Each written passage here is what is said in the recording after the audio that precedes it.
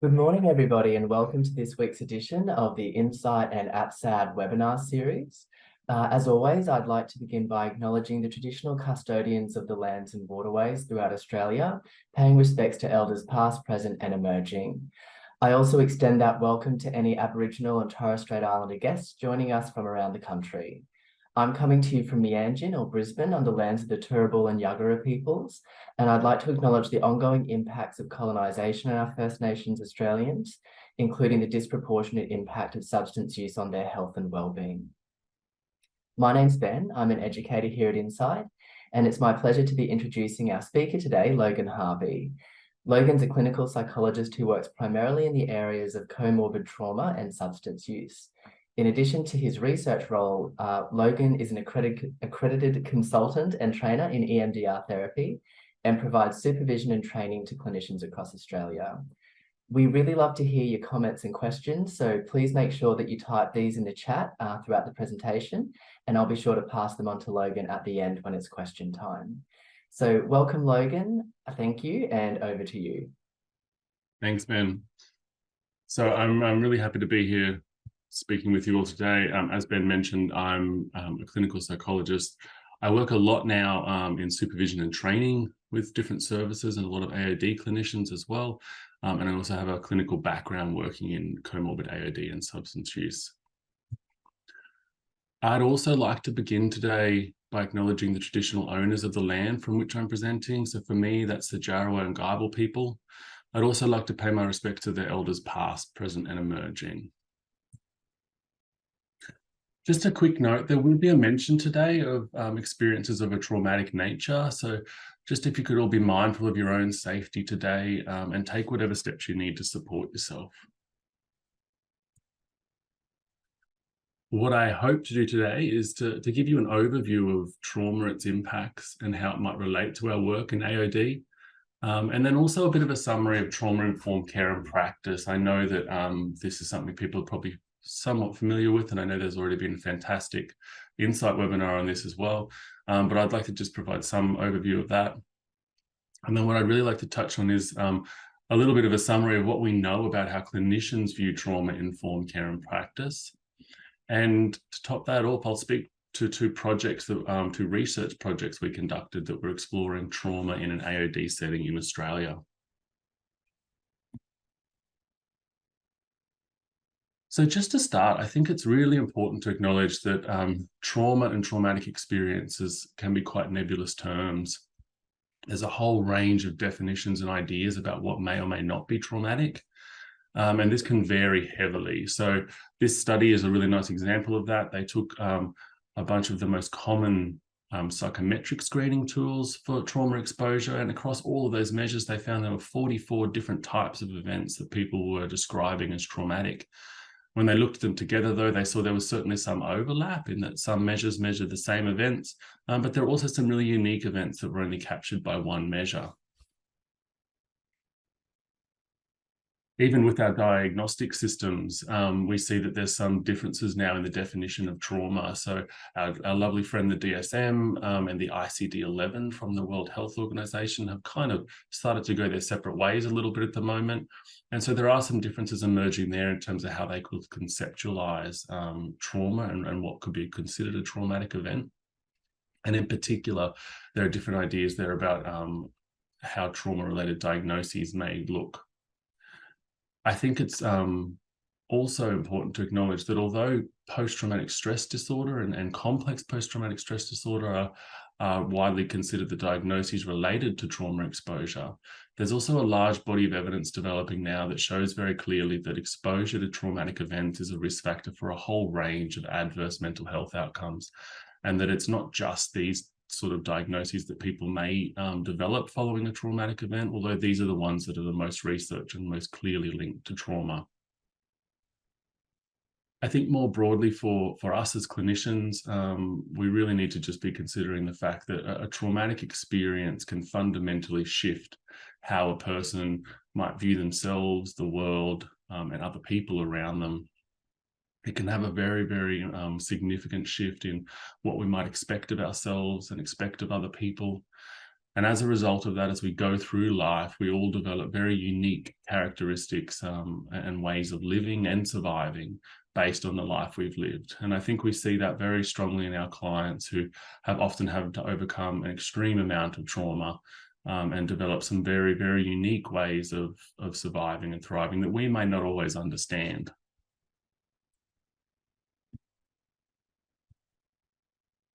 Within our setting, we know from all of the research that's been conducted that very clearly trauma exposure is almost universal. So we can kind of anticipate that almost 100% of people coming through our services would have been exposed to some sort of traumatic event. We know that the Australian-based research that has been published shows that around 80% of people presenting to a substance use treatment service will report at least exposure to one event. But on average, people have experienced 2 to 3 events typically. This includes really high rates of exposure to childhood trauma and forms of childhood maltreatment, and also really high rates of interpersonal trauma that's perpetuated by another person. Those rates of trauma exposure then have a very clear flow-on effect to our rates of trauma-related diagnoses like PTSD. So the rates of trauma-related diagnoses in our samples tend to be around 42 to 59% for the lifetime prevalence. And we know that once those two disorders, a substance use disorder and something like PTSD, are established, they can develop into a real vicious cycle where they mutually reinforce each other.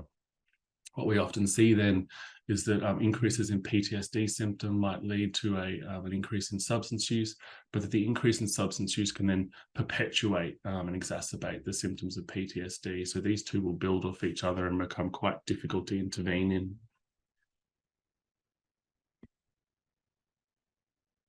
Given that really extreme prevalence that we see, a lot of services have already begun pivoting to provide more trauma-informed care and practice. And so these concepts are fairly widely discussed now. And I think most services would have elements of trauma-informed care discussed in their models of care and their procedures and policies.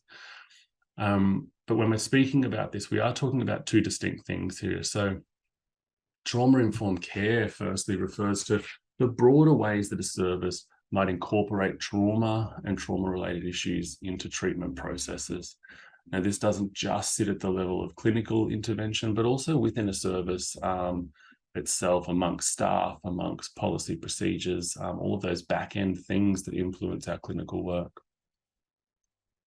Some services then also will implement what we call trauma-informed practice. So this is those treatment activities that are directly targeting the impacts of traumatic experiences. And there's two broad ways this can happen. So the first would be those trauma-focused treatments that directly target and work with traumatic memories. And then also present-focused treatments. These are treatments that work with the client to develop skills to address the impacts of trauma without having to discuss or activate traumatic memories. I'll speak later to some examples of those interventions also. When we're considering trauma-informed care, one of the things that I think is very important to consider as a really kind of basic understanding of this is to look at the service you're operating in, stand outside and look at your front door and have a think for yourself. If I was a client in a really vulnerable space who maybe had not experienced a lot of safety in my life, how would I feel to walk up to this building, to walk into this clinic or into this room? There's 6 key pillars of trauma-informed care that are discussed in the literature, and they go across a broad array of factors in our services. So firstly, that idea of safety is most important. Our primary goal here is to make sure that our clients can develop a felt sense of safety during their treatment, particularly if it is the case that they don't have a felt sense of safety anywhere else. This does come down to our therapeutic relationship and how we work with our clients. But more broadly, it's also about the atmosphere of our service. What does our waiting room feel like? What do our clinical rooms feel like? What's the material that's laid out in our waiting rooms? What's on the TV in our waiting rooms? Are we being mindful of the behavior of different clients within the waiting rooms and how they may impact each other? Does our service feel private, confidential? Do our clients have a felt sense of trust in that? That sense of trustworthiness becomes very important also. And a big part of this is ensuring that our service is quite predictable for our clients. We always want to ensure that our clients have a transparent view of what's going on, that they know what's going to happen beforehand, that we've explained processes to them, so there's no surprises or sudden changes. This can be as simple as introducing yourself very clearly and explaining what your role is, explaining the purpose of a meeting, but also stepping through processes for treatment and then allowing space for questions so there's no ambiguity or uncertainty. Fostering opportunities for peer support becomes very, very important, and identifying ways you can implement aspects of mutual self-help also can be very, very trauma-informed and reinforcing for clients. That level of collaboration and mutuality should also extend through our services though. So a trauma-informed service should work hard to remove power imbalances. Now, this includes within our therapeutic relationship, but also within our organization. Does our team all have an equal voice? Are our team all having equal impact on treatment activities and treatment directions? And then certainly within the therapeutic relationship, are we valuing everyone's opinions and making clinical decisions together? If we're doing that well, that'll flow onto a process of empowerment for clients, where we can create a space that client opinion is heard and valued, and really foster that sense of shared decision-making. Does a client have an impact or an influence over the type of treatment they receive? Are they given treatment options, or are they presented, this is your treatment? And finally, really considering how an organization and its processes can recognize stigmatized and marginalized populations. Can we make space in our clinical processes for the racial, cultural, ethnic, spiritual needs of our clients? And does our service in any way acknowledge historical trauma and the burden of historical trauma that many of our clients may be influenced by? When I'm working with teams, these are some of the questions that I might ask to help them start to consider what ways their service might be more trauma-informed. Firstly, to consider, does your service acknowledge that trauma exists? Is there a place within your processes, your assessments, your procedures, where trauma is mentioned, discussed, or asked about at all? Many services won't have that. It's very common that a service would not have anything related to trauma listed on their intake procedures or in questionnaires they provide to clients. So it isn't actually written down as something that should be considered.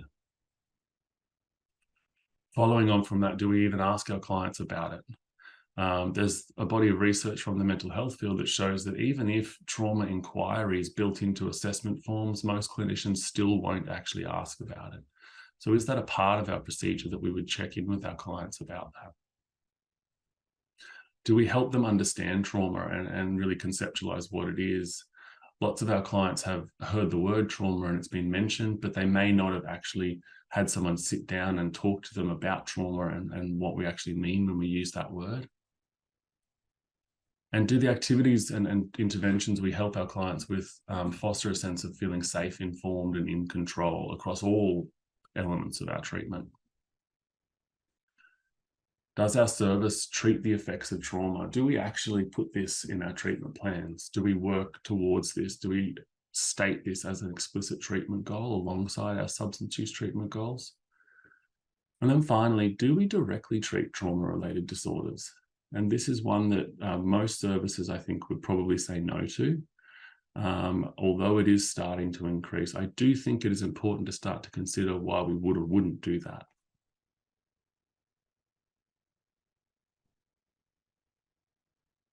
There is a body of research that's developing, but there is some out there that has looked at how AOD clinicians think about working in this space.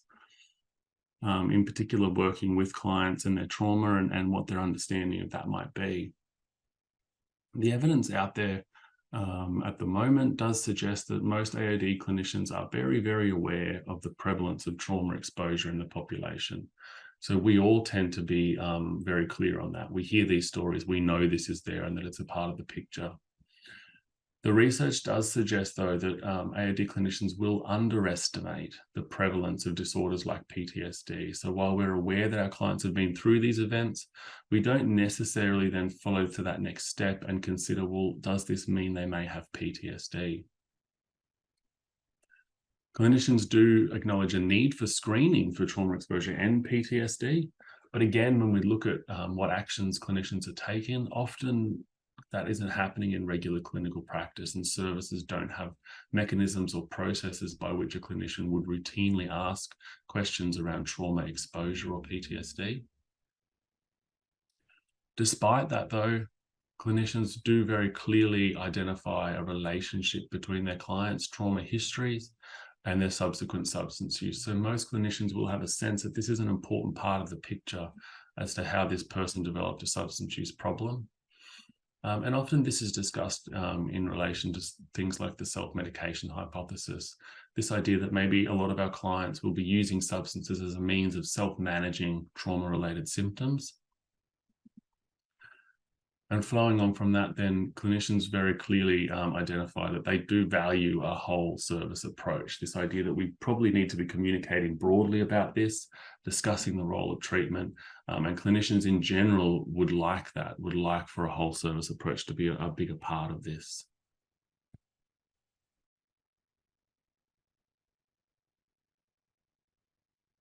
With that acknowledgement of prevalence, clinicians do value the idea of integrated treatment. So they recognize a need for treatment to address both issues at once. When we're talking about an integrated treatment, we really mean that that client can come and receive support around their trauma-related symptoms, but also their substance use within the same episode of care, within the same clinician treatment team. We know that most AOD clinicians have had some training in this space as well. We know that the majority of AOD clinicians have done workshops or webinars or other training activities on trauma-informed care and other trauma-related issues. But despite that, we also see that most clinicians report being really uncertain as to how to explore trauma histories, how to provide support in this space. Those that do provide a little bit more support will tend to provide psychoeducation, explaining how trauma may work, trauma symptoms and what that might look like, and also some skills training around trying to address some of those symptoms. Very rarely does that extend, though, to providing that trauma-focused treatment where we're giving a really targeted intervention. A large part of that is that most AOD clinicians would label this a specialist role. So many AOD clinicians would label even sitting with and hearing trauma narratives to be a specialist role, but also that trauma-focused treatment certainly is seen as a specialist role. It's important when we think about that too, though, I think, to consider that we are hearing these stories. It doesn't matter what treatment and training you have and what your service preferences are. We know that clinicians are hearing these stories from their clients. One of the outcomes of that, though, is that around 20% of AOD clinicians will experience vicarious traumatization. So because we are exposed to those stories, often quite regularly in our work, but we then don't necessarily have the flow-on steps in place, we're probably more at risk for that vicarious traumatization as well.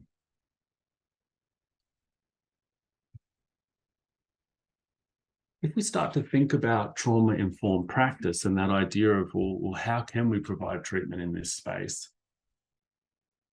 I think it's important to sort of differentiate that there's those two key ways that we would do this. Targeting trauma memories directly through activating a trauma memory and working through a structured intervention on that memory with the client is certainly one avenue, but also teaching skills to manage symptoms and specific skills and specifically addressing trauma-related symptoms is a very valid way of doing that.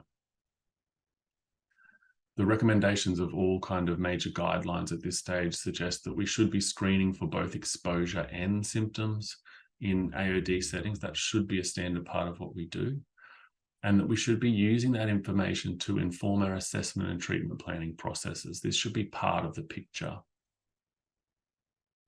The evidence base now tells us that the integrated treatments appear to be the most accepted by clients, but also the most effective. So those interventions that address both issues at once.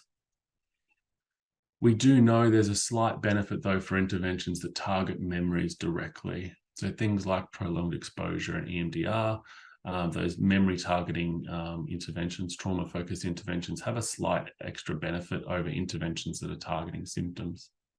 In saying that, however, there's a good evidence base for interventions that target symptoms only, that are focused around skills training. And those are really, really valid treatments, and often they're a lot more applicable on the ground. One of the reasons clinicians will err towards those type of interventions is that there is a fear that targeting trauma memories may be unsafe or will lead to some sort of exacerbation or deterioration in a client with substance use. But we have a good body of evidence now that does tell us that these are safe interventions, that they're widely acceptable in our populations, and that we can implement them. An important part of that is that treating substance use won't always lead to a shift in PTSD symptoms. And it's much more likely that if we treat PTSD symptoms, that will have a flow-on effect to substance use. So if we're only targeting substance use, we may not have that broader impact on a client. And in fact, sometimes our treatment will be less effective because of the ongoing impact of PTSD symptoms. So these are some of the most common and most popular trauma-focused treatments.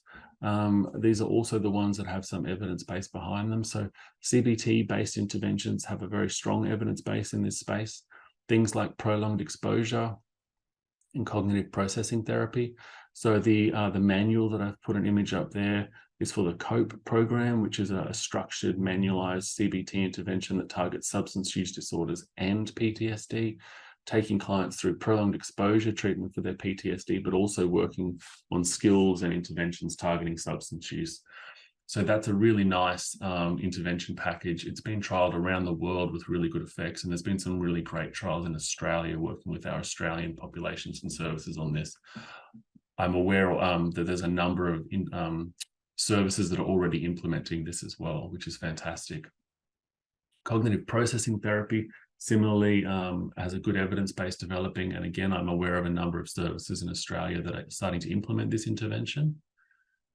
Things like narrative exposure therapy and written exposure therapy, there's a smaller body of evidence on, but it is definitely developing as well. Written exposure therapy in particular is seen as quite useful because often the studies that are showing its efficacy at the moment are quite brief. This is not a long-term intervention. It's quite targeted and short, which is very handy. And then we know that EMDR is very popular amongst clinicians at this stage. There's less evidence specifically looking at EMDR in this space, but the evidence we have is quite promising and shows a good effect. So we know that EMDR will work for PTSD in general, so there's no reason to suggest it wouldn't work in our population. And then Seeking Safety, finally, is a really good example of those skills-focused interventions. So the Seeking Safety program is a manualized group program that targets both substance use and trauma-related symptoms. It has a lot of evidence overseas. It's been applied quite broadly. It's also been applied in the space around gambling as well. And it's really applicable and I think practical for clinicians. It's also something clinicians can take and implement in one-on-one therapy as opposed to doing it in its standard group way. The skills there are quite transferable. I'll mention as well that the COPE program has now been adapted for young people, for adolescents, in particular children and adolescents. And so there's a trial that's just been conducted in Sydney looking at that, which will hopefully be published soon. And so we're seeing a real kind of expansion of these interventions in our populations. I'd also really like to point people towards this resource, which is sort of hot off the press. So this is an open access paper that's freely available. The European Society for Traumatic Stress Studies has just published their expert recommendations for the treatment of comorbid PTSD and substance use. So this is a really nice paper if you're thinking about looking at how your service might be able to implement some of these treatments I've mentioned. They've got around 30 recommendations there of things they've specified. I think it's a really good summary of the evidence and really captures some ways that we might start to shape our policies and procedures. When we look at these interventions, though, a number of studies have also considered clinician views of using these trauma-focused treatments. So very clearly, one of the overarching themes from those studies is that clinicians do hold a lot of fear around symptom exacerbation. So if I try to work with these trauma memories, is my client going to feel worse? Are they going to have a relapse to their substance use or have an exacerbation of their substance use? And that's a very, very old idea that very much guided treatment going back 10, 20 years. We now know we've got a series of high quality studies that have really shown us that, in fact, it's unlikely that will happen, that most clients have a very positive reaction to these treatments, and really we can structure these in a way that is quite safe and acceptable. Clinicians also identify that the combined nature of these two issues, so that kind of vicious cycle I mentioned earlier, is way more difficult to treat. So it is a real handful for clinicians to manage, particularly if we're not feeling confident to use these interventions.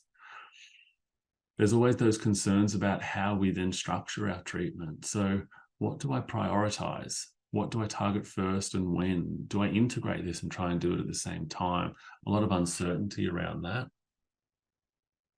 And in particular with that, concerns about whether or not a client needs to have a period of abstinence before they can engage in these interventions.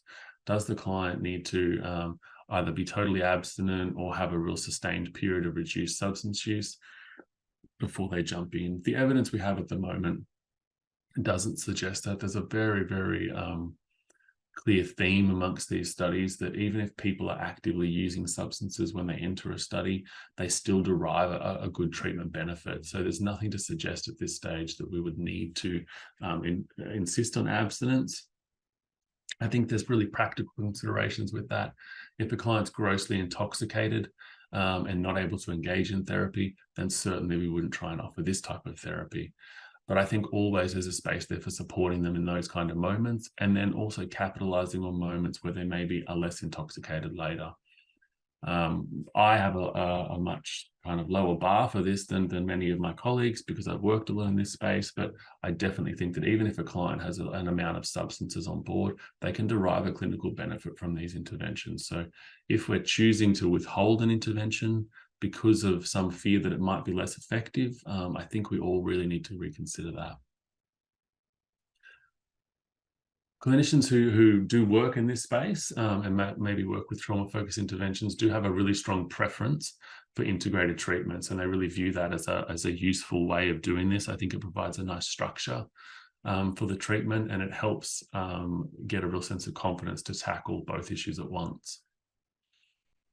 Part of what's flowing on from that is many clinicians now are also viewing inpatient treatment or residential treatment as a really great opportunity to provide these treatments. So perhaps if someone is in an inpatient program or a residential program, does that create the context under which these kind of integrated treatment packages might be more readily rolled out? And certainly I think there's a lot of benefits to looking at that space.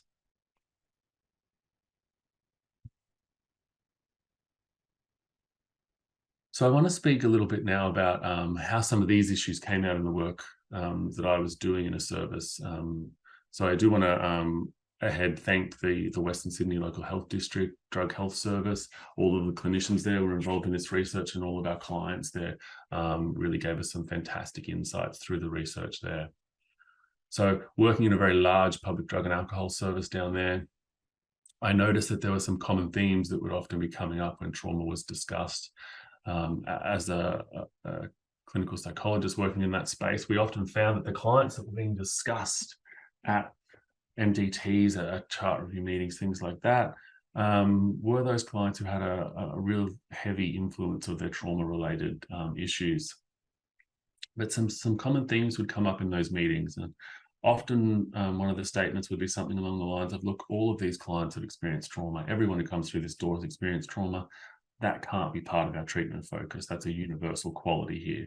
So we stick to the substance use treatment.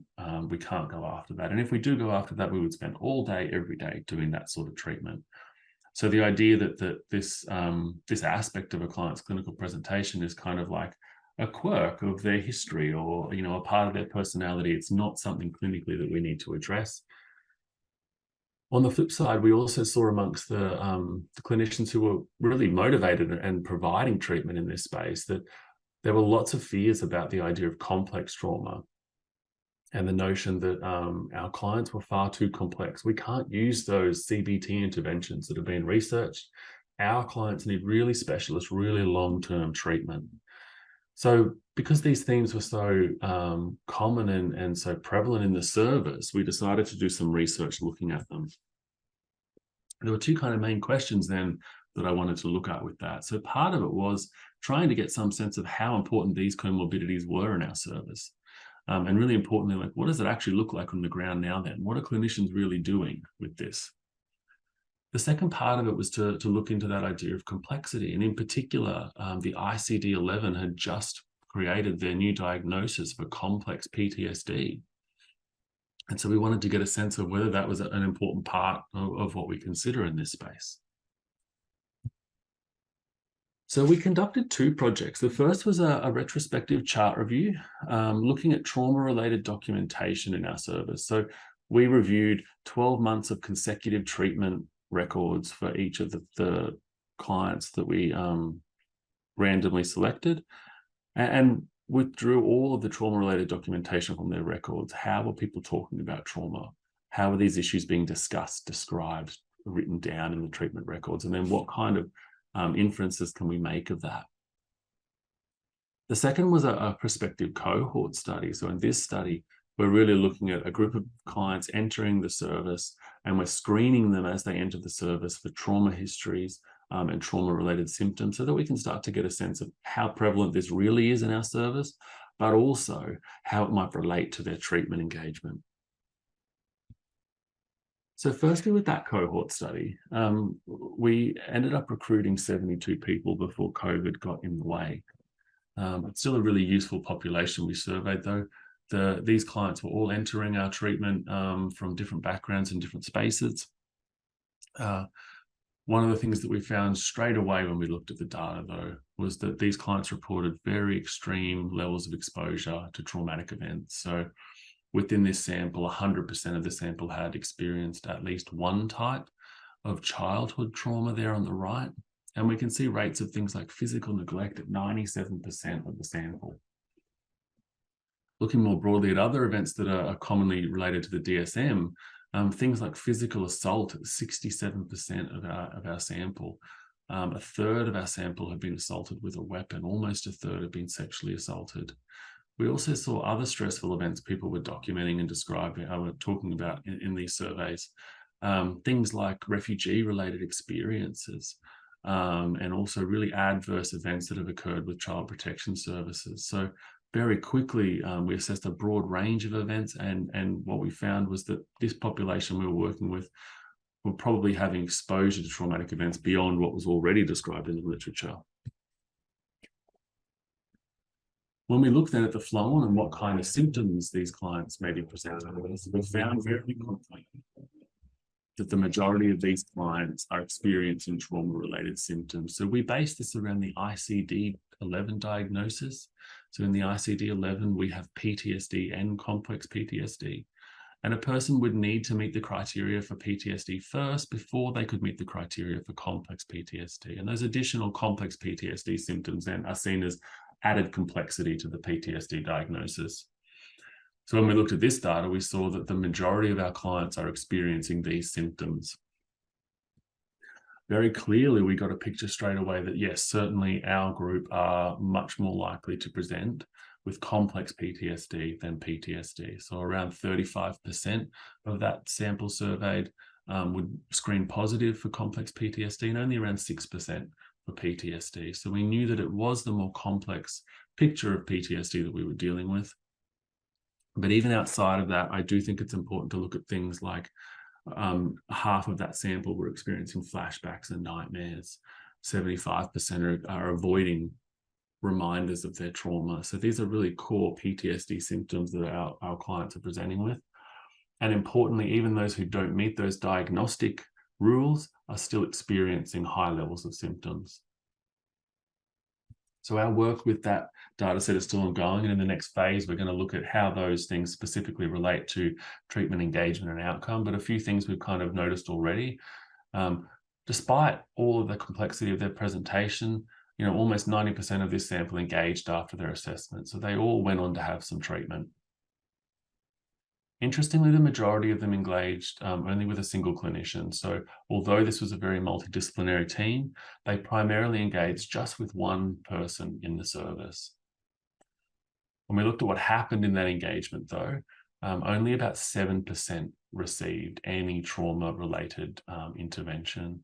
So knowing that over 50% of the sample at least are experiencing most of those core trauma-related symptoms, that's quite worrying.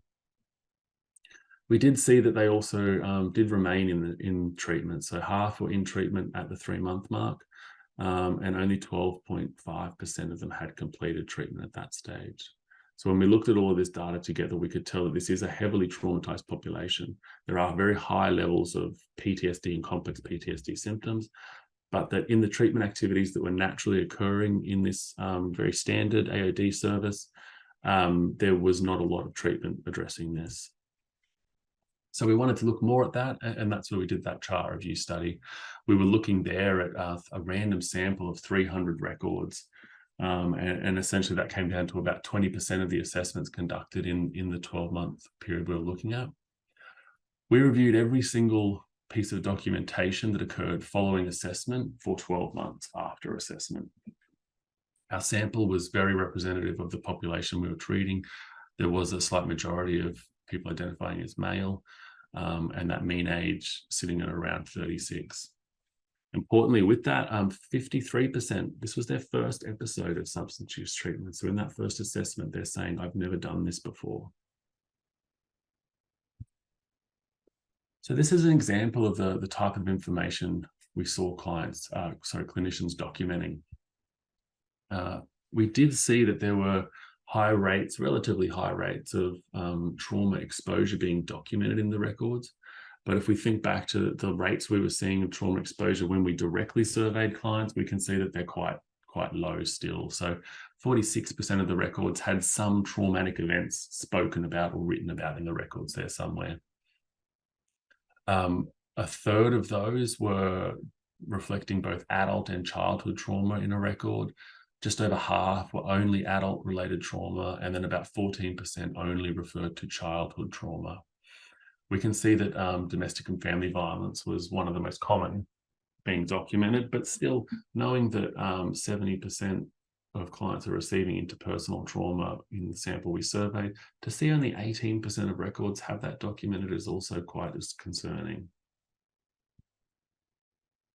When we looked at how symptoms and diagnoses are being documented, we found that 2.7% of records had a documented pre-existing PTSD diagnosis. So at the point of entering treatment, a clinician has documented that this person already has PTSD diagnosed. Only 15.3% of those records had any trauma-related symptoms documented. So again, knowing that 40% of this sample likely meet diagnostic criteria, and that at least 50% are experiencing most of those symptoms, that 15% is quite worrying. We did see, though, interestingly, that symptoms of both PTSD and complex PTSD were already being documented. And at the time that this documentation took place, those diagnoses were only just emerging. So I think that's really important to acknowledge too, that this is naturally coming up in our treatment activities, even if we're not necessarily describing or considering these as trauma-related symptoms.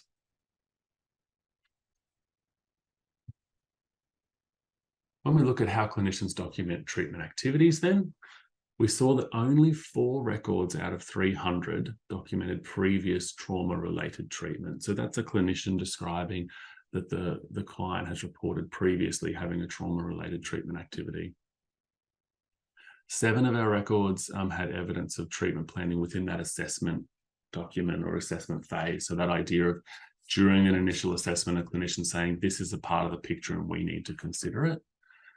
But even beyond that, only 3 records out of 300 included a mention of trauma-related information in an actual treatment plan. So by the time we get from assessment to the actual treatment plan, that's already halved. Despite that, we did see some documentation of trauma-related treatment activities. So there were 9 instances of really trauma-focused interventions, and This is interesting that this was primarily imagery rescripting, which is the trauma-focused treatment applied primarily in the context of schema therapy nowadays. It is applied outside of that though. So there were 9 instances of imagery rescripting being mentioned, or real trauma-specific psychoeducation, where it was very clear that trauma was being addressed as a clinical issue.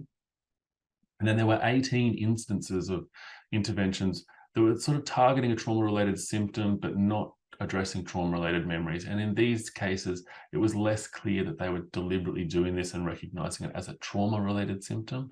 However, I think when you look at those kind of skills that are being taught there and those interventions, those are ones that are fairly commonly brought up in AOD treatment. Now, I will point out with that those are instances of those interventions, not specific records. So across all of the records that were made across all 300 of those files, only 9 times was a trauma-focused intervention mentioned. So those are very low rates of trauma treatment activities. We were able to look at some of the predictors for this documentation. So trying to get a sense of what makes it more likely that a client would have this trauma-related documentation in their file. So firstly, the main thing we found there was that if a client was in their first episode of treatment, they were much less likely to have this information documented. So this is unlikely to come up or be documented if it's their first episode of AOD treatment. However, if they reported having previous mental health treatment, they were more likely to have this information documented. So it's more likely a client is going to talk about this if they have pre-existing experience of mental health treatment. Trauma-related documentation was much more common in assessment. So it was documented much more in the context of an assessment process as opposed to a treatment activity. And typically, it would occur more in counselling-based treatment. So treatment being provided primarily by a drug and alcohol counsellor or a psychologist, something like that, as opposed to people who are receiving assessment, brief intervention, withdrawal management, or aspects of pharmacotherapy or medical treatment. So it wasn't occurring as frequently for nursing staff and also medical staff.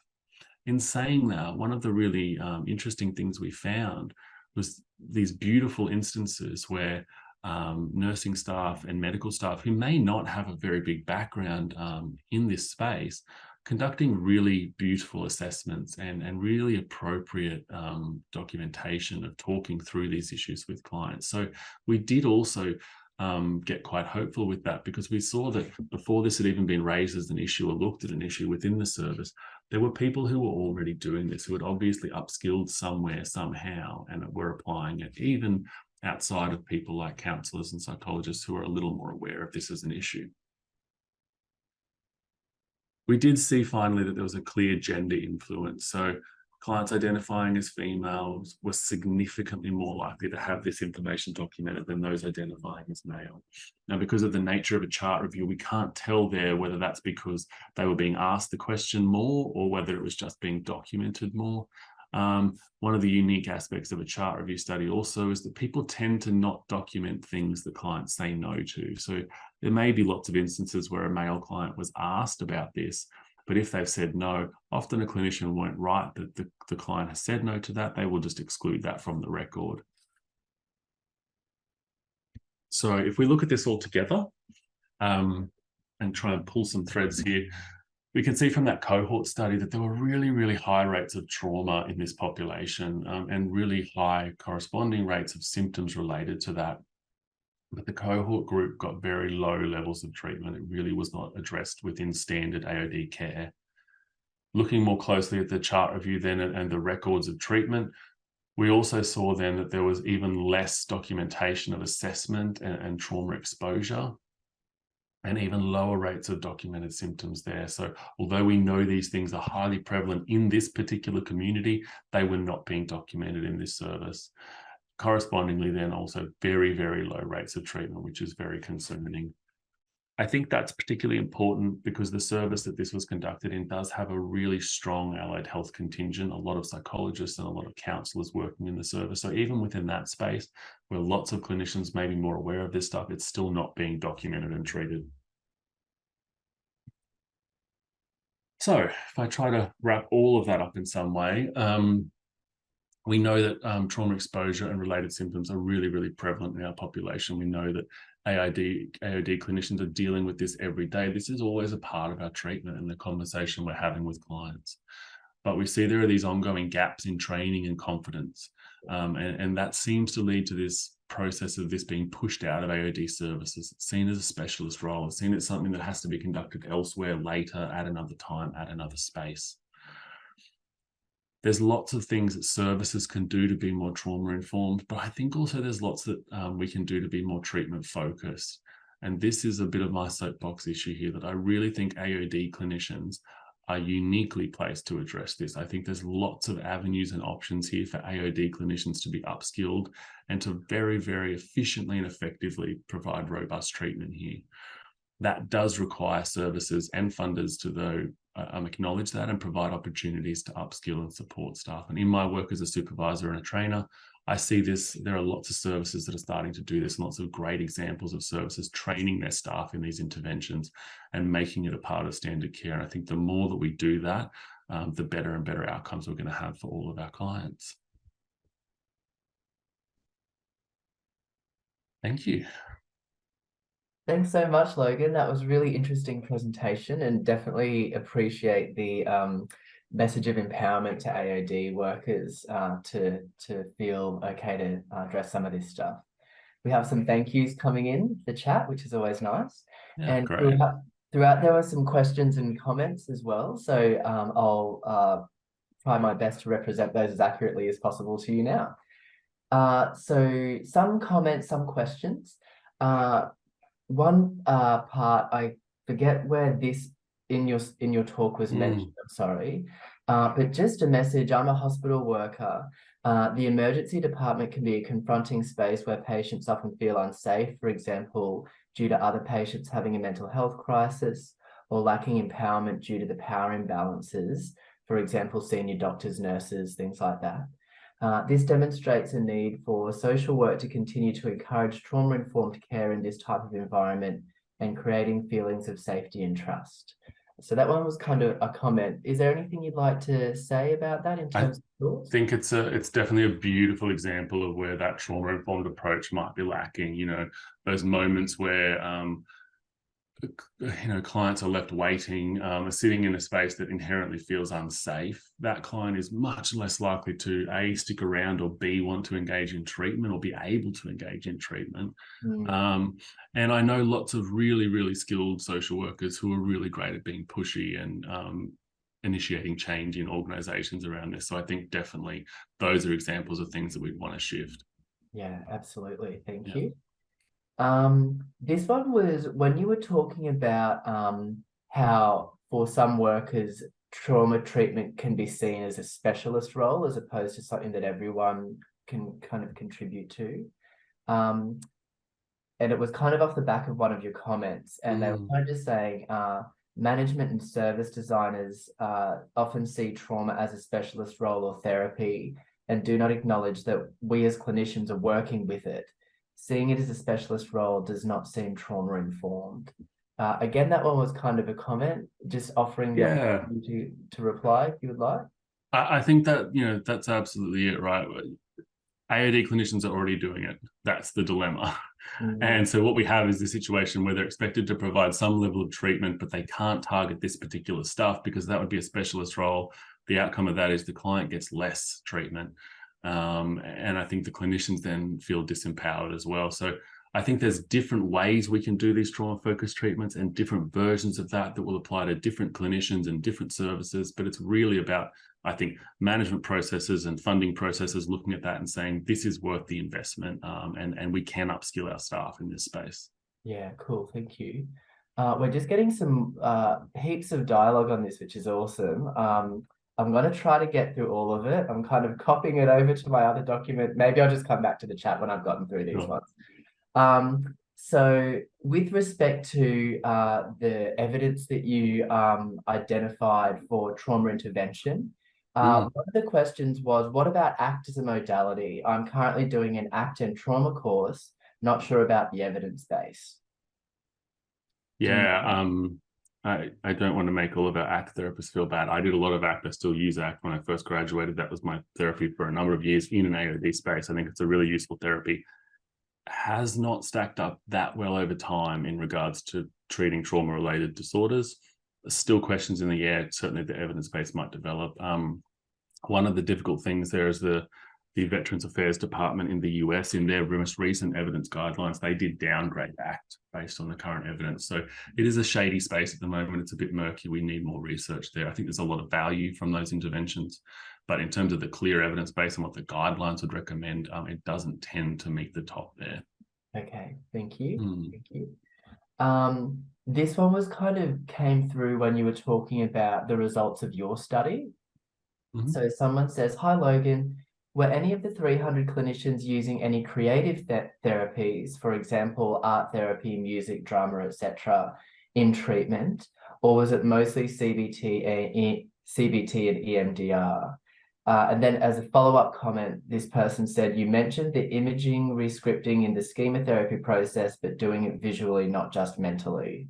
So a bit of a two for one. So no, we didn't see any documented instances of creative therapy interventions at all. I think the majority of clinicians in the service that we took that data from would be working from things like CBT, ACT as well, motivational interviewing, those kind of core AOD interventions though. And then imagery scripting certainly done in the standard way. So no, we didn't see any evidence of that, interestingly. I mean, this is one service though, obviously there's different approaches. Yeah, absolutely. Yeah. How would you ask about a person's trauma experience and the impacts of it in an intake process over the phone if you were doing AOD counseling via the phone? So I think regardless of the context you're doing it in, there's a few key things that are useful with that. So one is it's very important clinically for us to understand the presence of that history, but we don't need to know the details necessarily unless we're going to go on and work with it in a specific way. So an important part of that is we can provide an opening piece of information to a client that, look, many people who present for substance use treatment will have experienced lots of really difficult events in their life, and that can have a big impact on how they're functioning now and what kind of factors are maintaining their substance use. I want to get a sense today of whether you might have been through some of these experiences. So you can offer that kind of open intervention, but really remind clients, importantly here, I don't need to know all of your stories today, and we don't need to bring up all of these memories today. I'd like to know if there's things there that might be important for later though. Now, if a client chooses to not answer that question or says they don't want to, trauma-informed care very clearly says that's a choice we acknowledge and we validate. So that's absolutely okay. I just want you to know that we can certainly circle back to that later. And one of the things that you brought up in that kind of example statement that you just gave was kind of offering a bit of a guidance in terms of we don't have to talk about everything. You don't have to rehash me through everything. Do you have any thoughts about whether there's I think a lot of workers feel a pressure to kind of really dig in and get all the details. I just wonder if you have any thoughts in terms of guidelines to support people about how to do this safely. Yeah, the advice I always give people is you only need the dot points. You need to know it's there. You don't need to know the narrative, and you need to explain that to clients, because many of our clients have had the experience of having to almost justify their need for treatment by first saying, this is all of the horrible things I've been through, please help me. And I think it's really important we validate that by saying, I can completely see that you've been through experiences like this. And we don't need to bring all of that up today and activate that today, because that's not going to be helpful. We know it isn't helpful for a client to just have their trauma activated and then nothing be done with it. So identify the presence of it. I think a really useful tool with this is to use screening instruments. We know that often there's really good data that can come from that, and also clients are more likely to acknowledge the existence of trauma in their history if there's a clear list there that they can look at. So you might even sit with the client and say, I just want to get a sense of the types of things you might have been through. Here's a list of the common things, and then work through that with them without then asking for the story of what happened and when and where and how. Great. Thank you for making that explicit, because I think that's really important for people to understand that, you can be trauma informed without talking about the details of someone's trauma. Definitely.